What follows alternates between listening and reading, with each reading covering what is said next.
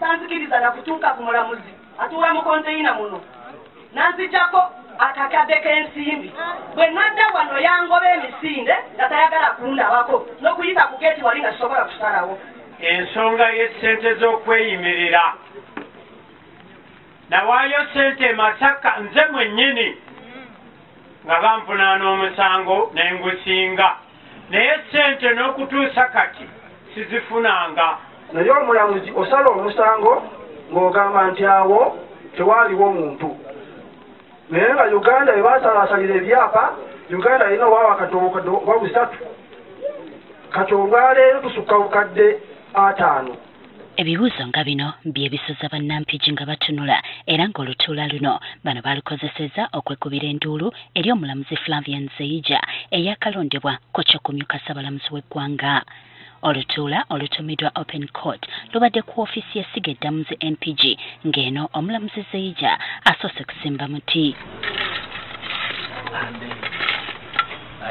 Oluvannyuma omuwandiisi wa kkooti enkulu MPG Justin Atukwasa amuloopedde ng'emisango bwe gyeyongedde mu bbanga ery'emyaka 8 nga kkooti eno weeri. In 2021 we registered 1,189. In 2023 we registered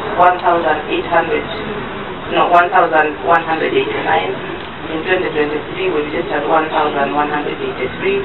In 2024 1,250. And the total case load is 4,499. Kyokka wadde emisango mingi Atukwasa agambye nti bagezezzaako okubaako ne gye bakolako. In 2021 we completed 830 cases. In 2022 we completed 917. In 2023 we completed 1,005. In 2024 we completed 1,205.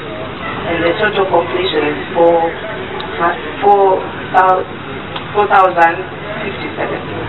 Abatuuze babuulidde omulamuzi Nzeyija ku bye basuubira ebirina okukolebwa olwo abantu abaloopa emisango gyabwe basobola okufuna obwenkanya.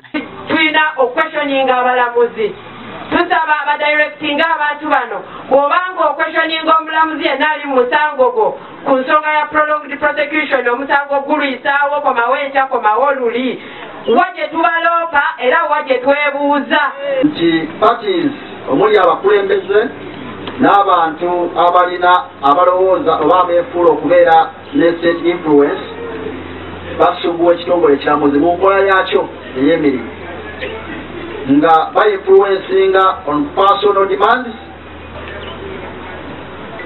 ne balemesa ekitongole ekiramuzi okukola emirimu gyakyo mu process ne procedures entuufu. Etufunayoko obutabo nga bulimu olulimi Luganda abantu basobole okusoma amateeka ago bagategeere bangi oluzungu tebalikola ki tebalutegeera. Kati ng'okunogera eddagala ekizibu ky'emisango okwetuuma Nzeyija ategeezezza nga bwe waliwo enteekateeka ey'okutambuza kkooti mu bantu nga beeyambisa emmotoka zayise mobile courts ku byalo. Mobile courts we are going to procure trucks but they are modeled they are made like a court. They have everything in there. They have a place for the judge, they have a place for the clerk, they have a place for leading and seat. They have a place, something to lift those who have disability. Mu nteekateeka eno era bannampigi bakufuna omulamuzi wa kkooti enkulu owokubiri n'okwongerako balamuzi abawansi. Every constituency shall at least have a magistrate grade 1. Whatever there is a constituency. Yes, now for towns, let's say like in PG, you will be having like more than one chief magistrate. Abantu kati balina essuubi nti okujja kwamyuka Ssaabalamuzi kwandyongera ku mpeereza ennungi ey'essiga eddamuzi mu disitulikiti yaabwe n'okwongera amaanyi mu kufuna obwenkanya.